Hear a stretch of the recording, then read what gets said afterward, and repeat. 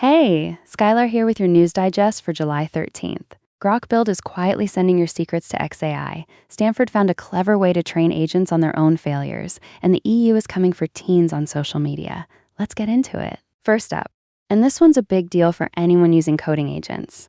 An independent security researcher did a wire-level analysis of what xAI's Grok Build CLI actually sends to their servers. The findings are not great. On a normal consumer login, Grok transmits the contents of files it reads, including .env secrets, to xAI, verbatim, and unredacted. And here's the kicker. It also uploads the entire repository, every tracked file plus Git history, to a GCS bucket, independent of what the agent actually reads. That's two separate channels, the live model turn and a session state archive, both getting your data. The researcher published all the evidence with SHA, 256 hashes, and repro commands, so this isn't speculation. If you're using Grok Build on real code bases, you need to know this. Next up, Stanford researchers just introduced something called TRACE, and it solves a problem every agent builder faces. What do you do when your agents keep failing the same way? TRACE watches for recurrent agent failures and automatically generates targeted synthetic environments to train just that weak spot. It trains LoRa adapters on those failures so the agent gets better at the specific things it's bad at without messing up everything else it does well.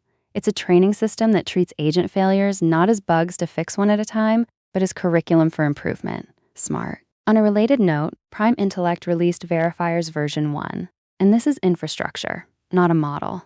They've decomposed agentic reinforcement learning environments into composable task sets, harnesses, and runtimes.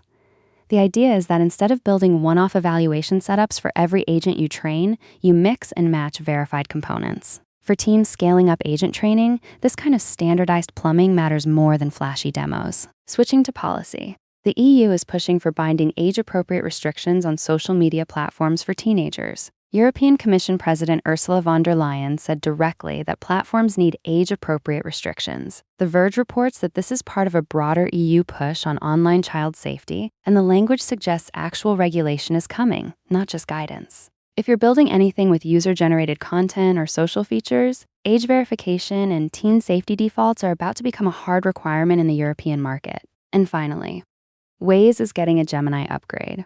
Google announced conversational reporting and natural language destination search powered by Gemini on Waze. Instead of tapping through menus to report an accident or hazard, you'll be able to just talk to it. The new AI also promises to be less chatty, which anyone who's used a verbose navigation assistant will appreciate. It's a solid example of practical AI that makes an everyday tool better, not just flashier. 3 things to try. Read the Grok CLI wire-level analysis on GitHub. If you use any coding agent on real code, understanding what gets sent to the server should be table stakes. Check out Stanford TRACE on MarkTech Post. The idea of training agents on their own failure patterns is directly applicable.